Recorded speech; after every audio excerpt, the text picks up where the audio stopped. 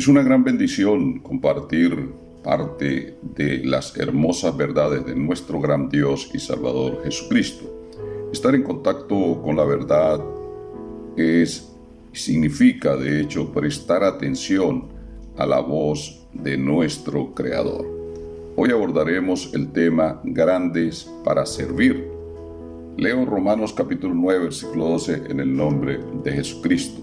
Se le dijo: el mayor servirá al menor. La grandeza es sinónimo de esplendor, de gloria y de poder. El ser humano tiene la tendencia a estos aspectos, al deseo de la gloria, de esplendor y de tener poder. Y ahí la razón por la cual son las luchas y los propósitos durante la vida. Esta es una filosofía totalmente humanista, porque desecha a Dios, su doctrina, sus planteamientos y revaloriza el ser humano para colocarlo en el centro del universo junto a sus ideales, planteando una diferenciación entre la fe y el hecho científico, como es el saber. Esa diferenciación entre la fe y el saber como ese hecho de ciencia, eso es lo que plantea realmente la filosofía humanista. ¿Qué de esta realidad? Pues simplemente que parte de ahí el gran problema en el contexto eclesiástico contemporáneo. Algunos por circunstancias han llegado a escaños de niveles jerárquicos y esto no es censurable, tampoco es pecado. Sin embargo, cuando vamos a la fuente de la sabiduría nos encontramos con otra realidad que sí condena, no por el hecho de ser o estar donde le vemos o donde los han puesto, sino por la actitud una vez llegan a esos estatus. He ahí el problema.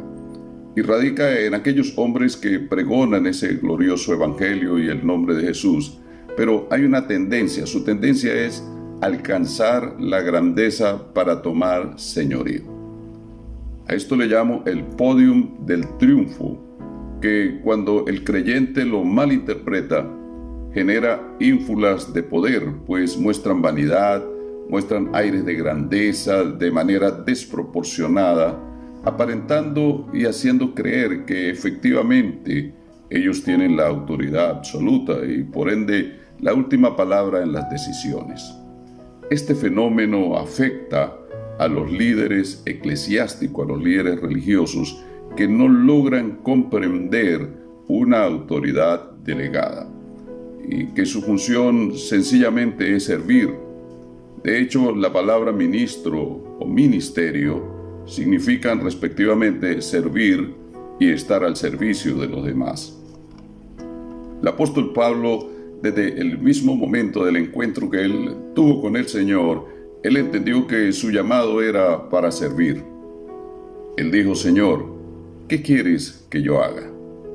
Desde la óptica humanista religiosa, Pablo venía de ser en el mundo del fariseísmo un hombre de estatus, era doctor de la ley, fue miembro del Sanedrín y aprovechó la debilidad de sus acusadores en una oportunidad para demostrar que efectivamente el hombre religioso y el hombre natural evalúan desde una óptica del quién eres, son muy humanistas.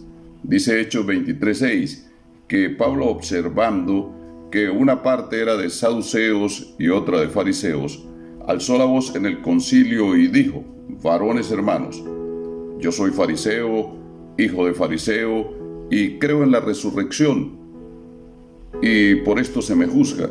Entonces los escribas, los doctores de la ley, dice la Biblia, los fariseos, dijeron: ningún mal hallamos en este hombre, no resistamos a Dios, y de inmediato le brindaron protección con soldados y lo llevaron a la fortaleza. Esto produjo disensión, produjo división entre la asamblea, y surge un cuestionamiento: ¿acaso no eran los judíos mismos quienes le acusaban? Así obra el hombre religioso sobre la base de sus intereses personales y organizacionales. No obstante, la Biblia habla de practicar la justicia de Dios, refiriéndose a la rectitud con que el Señor nos enseña en su palabra. Veamos qué enseña el Señor Jesucristo para quienes hemos tenido la dicha de vivir bajo este nuevo pacto. En primer momento, Mateo 5:19, dice la Escritura al texto: cualquiera que sea que haga y enseñe los mandamientos, la palabra de Dios, este será llamado grande en el reino de los cielos, no dice en la tierra. Segundo aspecto lo hallamos en Mateo 20, versículos 25 y 26. Llamó a sus discípulos y les explicó que son los gobernantes de las naciones. En este tiempo podemos referirnos a los políticos, a los científicos, a los capitalistas, a los jerarcas religiosos, los que gobiernan las naciones en sus respectivas áreas. Dice, son los que se enseñorean, los que toman dominio y soberanía sobre sus gentes. Y estos, les explica, siendo grandes o creyéndose grandes, ejercen sobre ellas potestad, ejercen poder y autoridad. Pero nótese lo que dice el versículo siguiente. Toda esta explicación surge a causa de cuando vemos en el contexto, allí hay un deseo materno humanista de la madre de los hijos de Zebedeo, y en el verso 26 afirma el Señor: mas entre vosotros, es decir, entre los cristianos, entre mis verdaderos discípulos, no será así. No es el deber ser. Y declara un principio muy importante. Y dice, el que quiera hacerse grande, porque esa ínfula nace en algunos hombres, dice, el que quiera hacerse grande o sentirse grande, sencillo. No es que sea grande, sino que tiene esas ínfulas de grandeza y le encanta ser visto como grande o importante. El Señor da la fórmula, dice, tiene que ser vuestro servidor, debe ser vuestro sirviente, tiene que ponerse al servicio de los demás y no al contrario. En el siguiente aspecto, el tercer aspecto del escritor Lucas, dice que Juan sería grande delante de Dios. Tampoco dice que delante de los hombres. Eso está en Lucas capítulo 1, versículo 15. ¿Qué lo haría grande? Viene la pregunta. No fueron los cargos. De hecho, él se autoproclamaba como una voz en el desierto. Tampoco fueron los milagros, porque Juan nunca hizo señales, dice la Biblia. Menos el tener muchos seguidores, pues todos los que creyeron se fueron con Jesús. Su grandeza estuvo en lo que hablaba y no en él. Y lo único grande del siervo de Dios es hablar la verdad del Señor. Jesucristo da testimonio de Juan en Lucas capítulo 7, versículo 28. Él dice, os digo que entre los nacidos de mujeres no hay mayor profeta, es decir, no hay más grande ni superior, dicen otras versiones, que Juan el Bautista. Y para terminar, él añadió, pero el más pequeño en el reino de los cielos o en el reino de Dios es mayor que Juan. Significa entonces que no hay grandes ni en la tierra ni en los cielos, pues el único que goza y en quien reside toda la grandeza, todo el poder, toda la autoridad absoluta es en Jesucristo, nuestro Dios todopoderoso. Y finalmente, el cuarto aspecto en 1 de Pedro capítulo 5, versículo 13, se observan unas rogativas. El Señor pide a Pedro y le dice, apacentar la grey de Dios, cuidarla.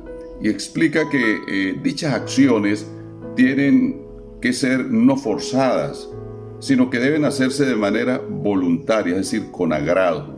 Tampoco debe hacerse por ganancia deshonesta, ambición de dinero, sino al contrario, dice el escritor, con ánimo pronto, es decir, mentes abiertas, mentes dispuestas, no como teniendo señorío, explica.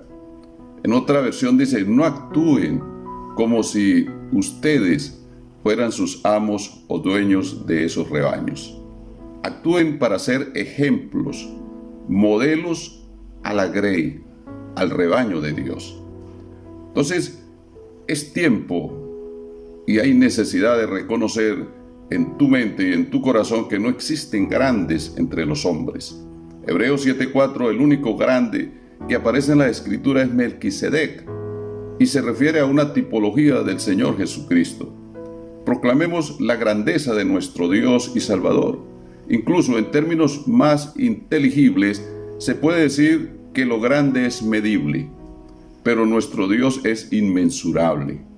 ¿Qué significa, por lo tanto? Que no existen parámetros para indicar cuán grande es el Señor de la gloria. Expresamos su grandeza cuando reconocemos que el señorío y la supremacía y la autoridad a Él solo le corresponden.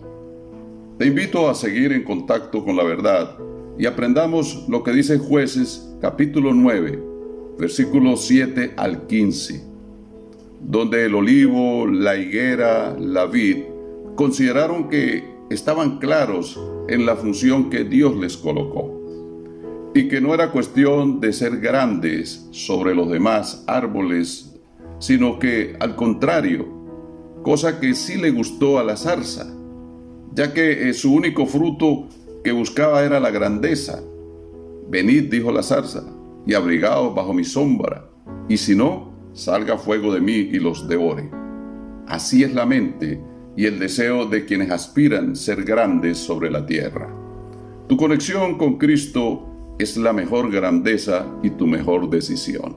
Y recuerda, ¿quiere ser grande? ¿Quiere ser el primero o el número uno? Marcos 10:44 te tiene la fórmula. Hágase siervo, hágase esclavo de todos. Su hermano y amigo, Pastor Arnoldo Rincón. Bendiciones.